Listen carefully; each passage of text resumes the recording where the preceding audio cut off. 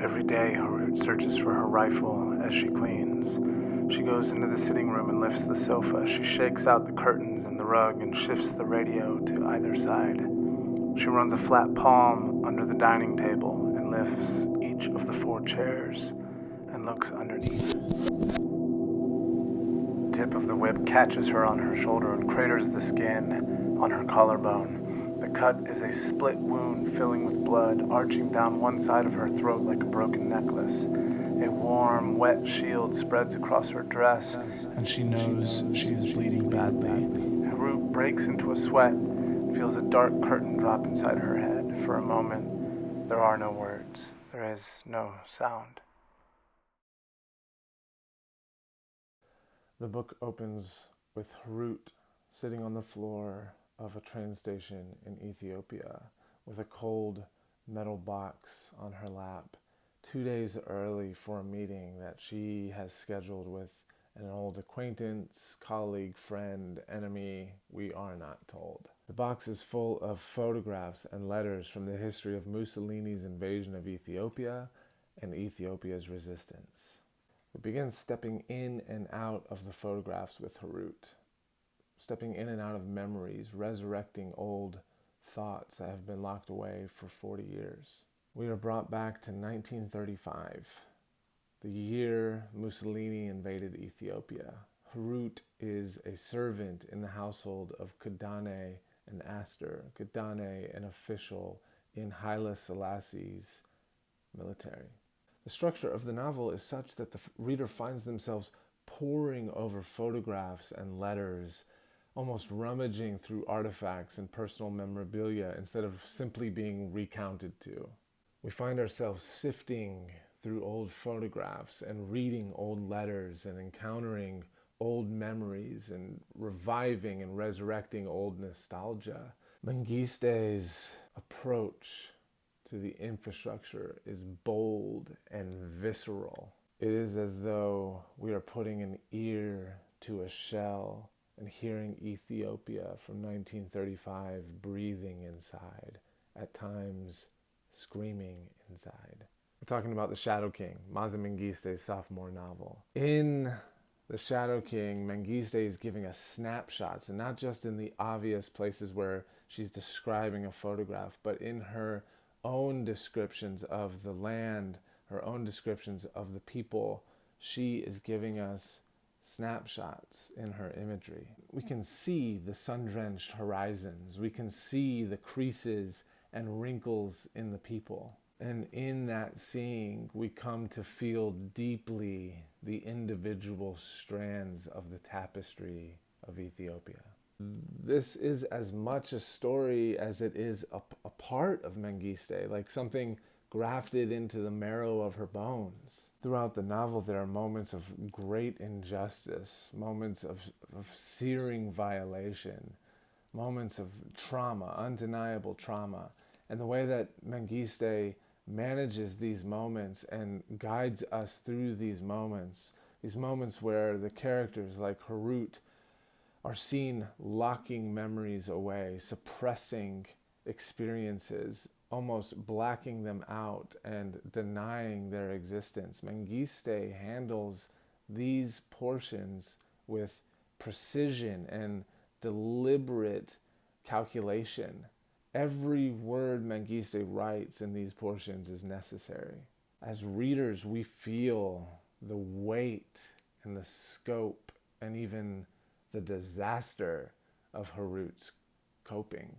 There are moments painful to read. In a way, what we watch happen to Harut, we are watching happen on a wider and grander scale to Ethiopia.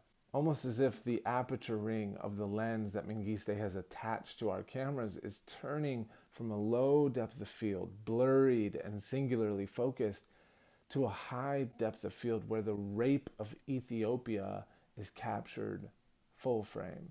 At the same time, we can feel the tenderness with which Mengiste carves away any misguided or false images of her homeland, like carving a gourd and pulling at the flesh and seed and inner concave walls to let dry and then fill with pure water from an African well. One thing can be certain of the Shadow King: it is a brutal triumph.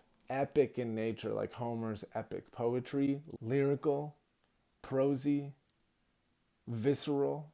We don't just read this novel, we experience it again as though we are poring over old memories, old personal artifacts, old personal memorabilia, and digging up memories that sting, memories that swell, memories that hurt. This book is pure time travel, almost like watching peeling paint move backwards in time towards smoothness again. The history and stories of the characters in The Shadow King become indelible and impossible to peel away and separate from the characters that we meet. The baggage, the luggage that these characters have when we first meet them, the luggage that they pick up along the way after we meet them, the characters become heavier, weightier as we move through the story with them. And this is the chiseling out of sculptures right before our eyes. We watch these characters become more and more vivid. We watch Mengiste unblur their stories for us. She is a sculpture, hammer and chisel in hand, chipping away at marble as we watch from the ground and marvel. No one else could have written this story.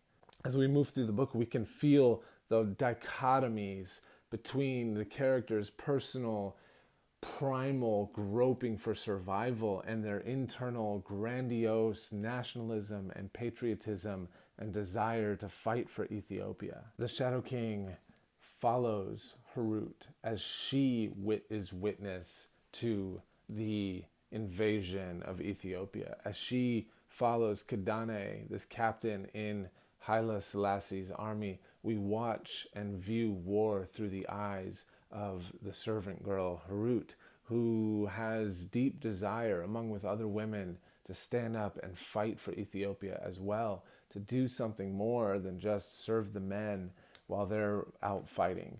There's a quote that Maaza Mengiste included in an article that she wrote about the Shadow King.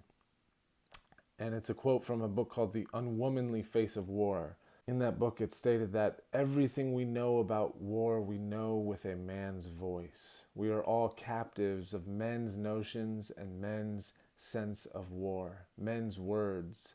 Women are silent. The nation begins to crumble.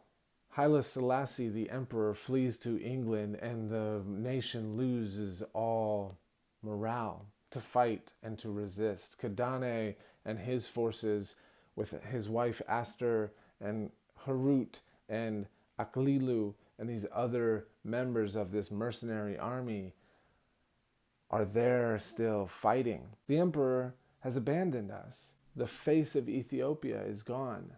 How is it possible that Ethiopia can resist and succeed and win back her country from this imperialistic colonial invasion? And we follow Harut into that historical time period. And again, we become privy to the invasion, the violation, the searing violation of Ethiopia and her people. The Shadow King is an idea that is suddenly spawned one night around a campfire, where they realize that one of theirs, Minam, whose name means nothing, literally nothing, looks so much like the emperor that they could dress him up, teach him to be regal and dignified and an emperor, and reinstate and inspire the people to resist again. The emperor has returned. Rumors that the emperor was seen in this village. Rumors that the emperor is here to lead his army in the resistance against Mussolini and his forces. Rumors that we have not been abandoned. And in that inspiration, Ethiopia rises up, and we watch these things unfold, these stories unfold through the eyes of Harut. One special thing that Maaza Mengiste achieves in this novel is cinematic movement. And that adds to the visceral effect of poring over letters and photographs. This book is experienced. This book is visceral. This book is sensation. This book is vivid. Almost every other character we see in their wounding, in their frantic, panicked coping, in their baggage, in their pain, in their dysfunction. We see them in their flaws, yes, but it's more than that. It's the torment that materializes internally. It's their malice. It's the darker side of human nature that we are watching the majority of these other characters function in throughout the novel. But Harut, we see an unshakable foundation. We see something regal, dignified. With Harut, there is an awareness of her name. She is Harut, daughter of Gete and Fasil, born in a year of blessed harvest. Even in Harut's own trauma, we see a quiet resolve to remain unbroken. Powerful internal rebellion against being shaken or lost. Harut stands at the crossroads for the reader, at the crossroads of the humanity that the reader finds within themselves, and still the dignity and the courage that the reader desires to embody within. A few problems with this novel. I feel like Mengiste, the distance that Mengiste requires us as the reader to travel is almost too far. There are points along the way that the novel depends upon in order to make sense, in order to showcase the emotions, the experiences, the feelings that Mengiste is seeking to offer us and seeking to surface within her readers. But those moments sometimes are too far from each other, and they can almost be lost on the reader. They're almost lost in the forgetting. There's a faltering, there's a losing of the foothold or the grip that the reader can experience. The reader can almost fail to feel the full significance of those moments, of what is happening in the novel, because of how far they are from the moments that they're supposed to connect with. What would work cinematically is what fails us in word, because we just don't have the help of visual images to evoke the memory of where we are, of who this is, of what's happening. This is where the novel falters, loses its footing, though not to its detriment and certainly not to its failure. One other thing that was hard was that though we see so much of her root, so much of her inner experience, so much of what she's feeling about something, at the same time, there seems to be a part of her root that is inaccessible to us, a part of her root that is locked off, that we, the reader, are not privy to. There are thoughts that we are almost craving to read in Harut's mind that are never presented. There's something that holds us back from inheriting fully the inner thoughts of Harut. And the result of this guarded world is a handicap on the reader, a subconscious withholding of emotional investment in Harut. Harut remains an enigma. She is relatable and yet inaccessible. The Shadow King would have benefited greatly from Mengiste sculpting Harut and her inner pain and her inner confusion and trauma and coping and fears, the way that she sculpts Ethiopia, the way that she architects the infrastructure of the novel.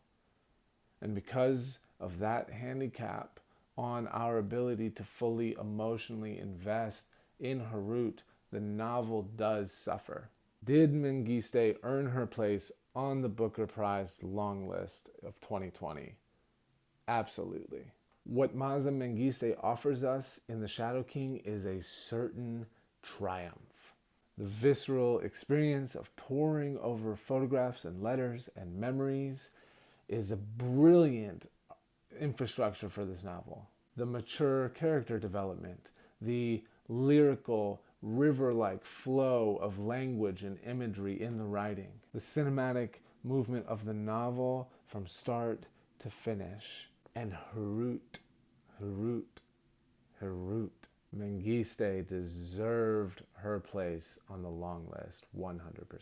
Will Mengiste find her sophomore novel, The Shadow King, landing on the threshing floor of the Booker shortlist? Despite the power that leaks from the story and the characters due to the long distance that Mengiste expects us to traverse and the profound elements that seem to elude the reader because of this, despite the faltering moments and that feeling that the reader has at times of losing their grip on the who and what and why as they latch onto these characters and all the variables that are at play, despite places of Harut feeling inaccessible, perhaps the more fatal flaw and the handicap on our ability to invest emotionally 100% in her. None of these flaws steal enough from Mengiste's novel for me to predict that the success of The Shadow King stops at the Booker Longlist. The Shadow King will be on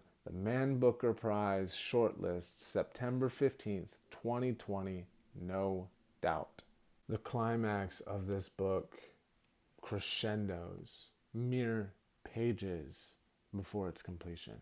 Mengiste dignifies her ending and leaves us, the reader, no time to catch our breath before the covers of the book close. There is no slow decline to a last page. There is no cathartic, dopamine-injected ending without fray. We are caught in the riptide of the closing pages, and the only opportunity we have to gasp for air are when the covers of the book close and we find ourselves squinting in the light of reality.